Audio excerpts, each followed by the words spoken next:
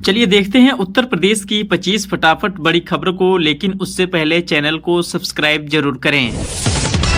UP में मौसम ने बदला मिजाज। 50 से अधिक जिलों में बारिश और तेज हवाओं से फसलों का नुकसान, अब बढ़ेगी गर्मी। उत्तर प्रदेश के कई जिलों में हुई बारिश और तेज हवाओं ने मौसम खराब का रुख बदल दिया है। बेमौसम बारिश से किसानों को भारी नुकसान झेलना पड़ा है। खासकर गेहूं की फसल प्रभावित हुई है। तापमान में भी गिरावट दर्ज की गई है।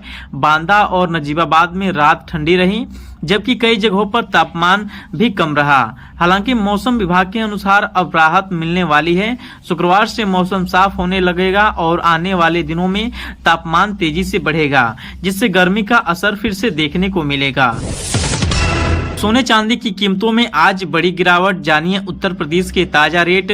प्रदेश में आज 24 कैरेट सोने का भाव 1,46,840 प्रति 10 ग्राम दर्ज किया गया है। वहीं चांदी की कीमतों की बात करें तो आज उत्तर प्रदेश में चांदी 2,40,000 प्रति किलो पर पहुंच गई है। यूपी में फसल नुकसान पर सरकार सख्त। 9 जिलों का हवाई सर्वे शुरू। किसानों को जल्द राहत देने की तैयारी। उत्तर प्रदेश में बारिश और तूफान से किसानों को भारी नुकसान झेलना पड़ा है, जिससे बाद सरकार एक्शन में आ गई है। मुख्यमंत्री के निर्देश पर डिप्टी सीएम ब्रजेश पाठक और कृषि मंत्री सूर्य प्रताप शाही ने बाराबंकी, अयोध्या, आजमगढ़, लखनऊ सहित 9 जिलों का हवाई सर्वे किया। सरकार ने स्पष्ट किया है कि इस संकट की घड़ी में किसानों को अकेला नहीं छोड़ा जाएगा। सभी जिलों में फसल क्षति का आकलन तेजी से पूरा करने के निर्देश दिए गए हैं, ताकि प्रभावित किसानों को जल्द से जल्द मुआवजा मिल सके। श्रमिकों के लिए बड़ी राहत भरी खबर। सरकार ने बढ़ाया वेतन और भत्ता।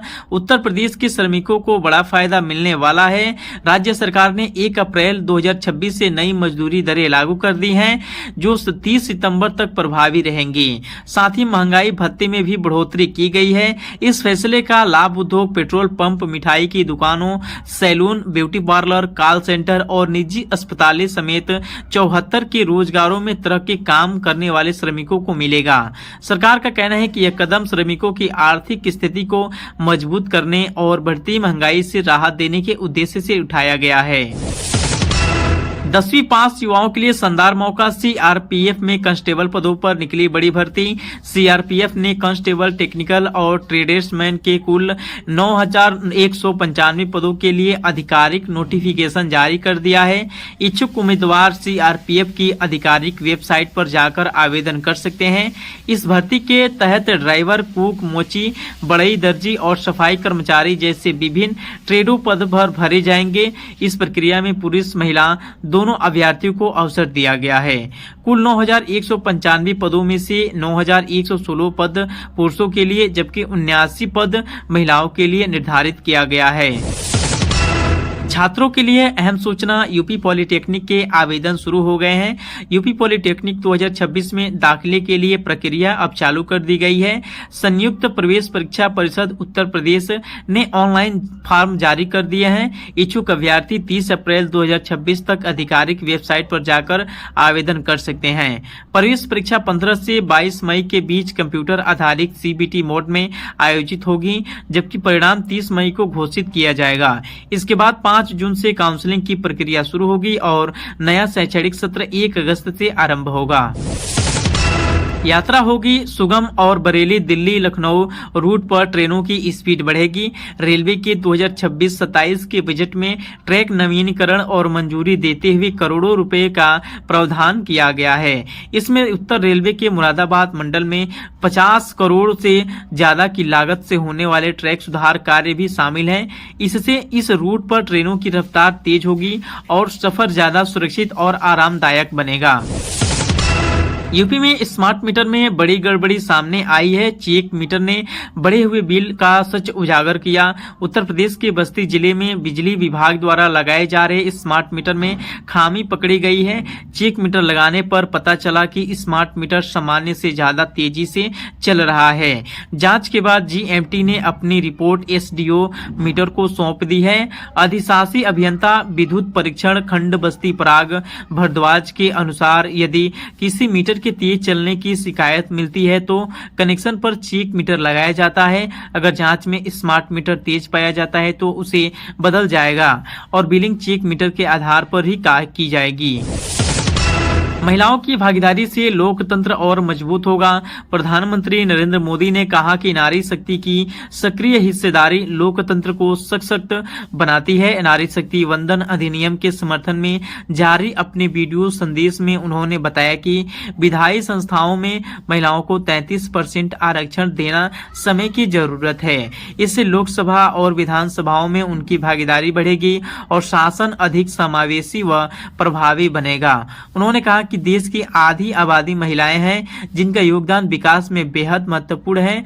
यह कानून 2029 के चुनाव तक लागू होकर करोड़ों महिलाओं को नई उम्मीद देगा। योगी आदित्यनाथ का अफसरों को सख्त निर्देश, 24 घंटे के भीतर किसानों का नुकसान की भरपाई की जाए। उत्तर प्रदेश में बेमौसम बारिश, ओलावृष्टि और आगजनी की घटनाओं से परेशान किसानों को राहत देने के लिए सीएम ने खुद कमान संभाल ली है।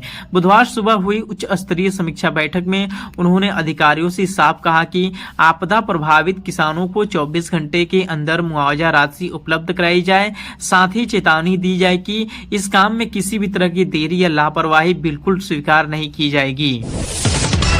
योगी आदित्यनाथ के निर्देश से यूपी के बुनकरों की किस्मत बदलने की तैयारी। राज्य सरकार ने लाखों बुनकरों के हित में बड़ा कदम उठाते हुए अधिकारियों को साफ आदेश दिए हैं कि पावरलूम बुनकरों को बिजली बिल से राहत देने के लिए जल्द एक ठोस और व्यवहारिक योजना लागू की जाए। मुख्यमंत्री ने यह भी कहा कि बुनकरों को अधिक तकनीकी और सोलर एनर्जी से जोड़कर उनकी लागत घटाई जाए। उन्होंने जोर देते हुए कहा कि बुनकरों की आय बढ़ाना, उनका सम्मान बनाए रखना और उनके काम में स्थायित्व लाना सरकार की सर्वोच्च प्राथमिकता है। योगी आदित्यनाथ के नेतृत्व में यूपी ने जेम पोर्टल पर मारी बड़ी छलांग।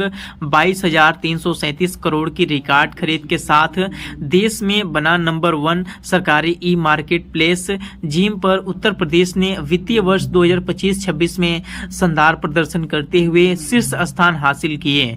मुख्यमंत्री ने जेम खरीद नीति की समीक्षा के दौरान इस उपलब्धि पर संतोष जताया। रिवर्स ऑक्शन के जरिए 9,700 करोड़ से अधिक बचत दर्ज की गई।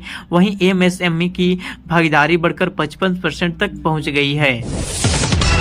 उत्तर प्रदेश माध्यमिक शिक्षा परिषद ने नई गाइडलाइन जारी करते हुए साफ किया है कि स्कूलों में अब सिर्फ अधिकृत किताबें ही पढ़ाई जाएंगी।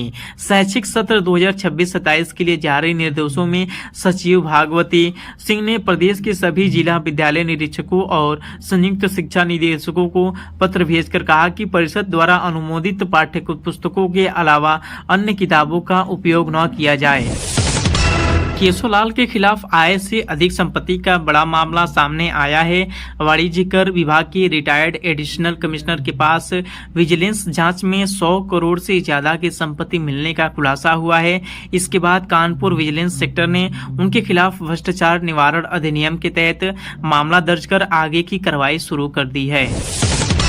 समाजवादी पार्टी की लोहिया भवन में अहम बैठक, अंबेडकर जयंती की तैयारियों पर मंथन। उत्तर प्रदेश के कुशीनगर जिले के पडरौना स्थित पार्टी कार्यालय में गुरुवार को यह बैठक आयोजित हुई, जिसका उद्देश्य 14 अप्रैल को मनाई जाने वाली अंबेडकर जयंती के कार्यक्रमों को अंतिम रूप देना था। बैठक में पडरौना विधानसभा के सभी सेक्टरों में पीडीए पिछड़ा दलित अल्पसंख्यक के तहत कार्यक्रम को सफल बनाने की रणनीति पर विस्तार से चर्चा की गई। साथ ही जनसंपर्क अभियान को तेज करने और संगठन को और मजबूत करने पर विशेष जोर दिया गया। योगी आदित्यनाथ सरकार ने यूपी पुलिस में बड़ा फेरबदल करते हुए 35 पीपीएस अधिकारियों को ट्रांसफर कर दिए हैं। गुरुवार को शासन ने 12 आईपीएस अफसरों का भी तबादला किया, जिसमें कई जिलों के एसएसपी बदले गए हैं। इस बदलाव के तहत अहम पदों पर नई तैनाती की गई है, जिससे कानून व्यवस्था को और मजबूत करने की उम्मीद जताई जा रही है। अधिकारियों को अलग अलग जिलों के साथ साथ एसटीएफ, एंटी करप्शन और पुलिस मुख्यालय जैसे महत्वपूर्ण विभागों में जिम्मेदारी सौंपी गई है। सरकार का कहना है कि यह कदम अपराध नियंत्रण और बेहतर प्रशासन सुनिश्चित करने की दिशा में अहम है। National highway authority of India का बड़ा फैसला। अब टोल प्लाजा पर नकद भुगतान पर पूरी तरह बंद। 10 अप्रैल 2026 से सभी नेशनल हाईवे टोल पर सिर्फ फास्टैग या यूपीआई के जरिए ही भुगतान मान्य होगा। यानी जेब में कितनी भी नकदी हो, बिना फास्टैग या यूपीआई की आपको आगे बढ़ने की अनुमति नहीं मिलेगी। फास्टैग न होने की स्थिति में यूपीआई से भुगतान करने पर 25% अतिरिक्त शुल्क भी देना पड़ेगा। उत्तर प्रदेश में युवाओं के लिए सरकारी नौकरी का शानदार मौका सामने आया है। आबकारी विभाग में 12वीं पास अभ्यर्थियों के लिए एक्साइज कांस्टेबल के 722 पदों पर भर्ती का आधिकारिक नोटिफिकेशन जारी किया गया है। इच्छुक उम्मीदवार 4 जून से इन पदों के लिए ऑनलाइन आवेदन कर सकेंगे। लंबे समय से इस भर्ती का इंतजार कर रहे युवाओं में इसे लेकर खासा उत्साह देखने को मिल रहा है। उत्तर प्रदेश में शिक्षा मित्रों अनुदेशकों को बड़ी राहत मिली है। अब उन्हें इस महीने से बढ़ा हुआ मानदेय मिलेगा। बेसिक शिक्षा विभाग ने इसके लिए शासनादेश जारी कर दिया है।